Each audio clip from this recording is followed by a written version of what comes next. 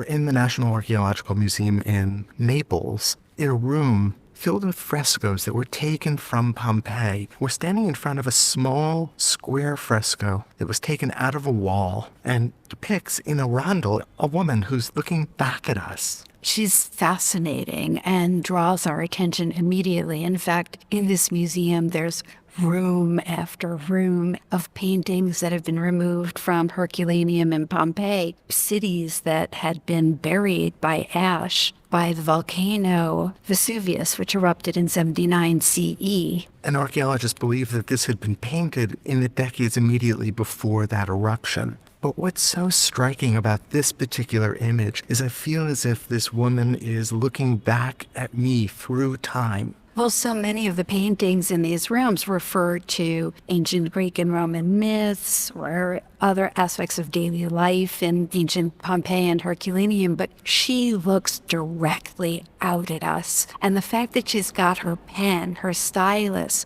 just touching her lips gives us a sense that she's thinking about what she's about to write. She's got a wax tablet for writing in her left hand. And so she's thinking and we're thinking, and there's a mirroring that's going on across millennia. Although I'm not wearing a gold hairnet.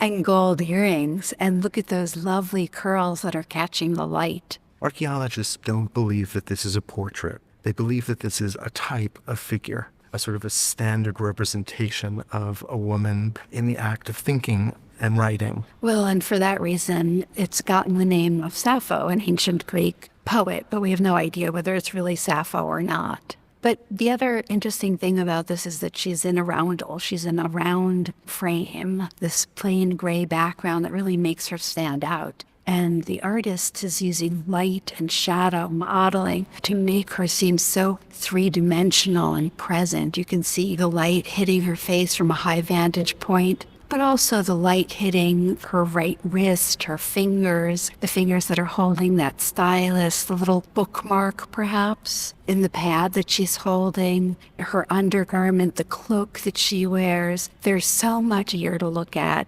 And yet at the same time, we're aware of how this painting, even though it survived under layers of ash at Pompeii, it's also seen the ravages of time. And yet, because of Vesuvius, this painting and the other paintings in this room have survived. Painting is so much more fragile than bronze sculpture or marble or even ceramics, and there is so little of it, which is one of the reasons that Pompeii has been such an important archaeological find. Without the survival of these works, buried under layers and layers of ash, we would have very little idea what Roman painting looked like at this period.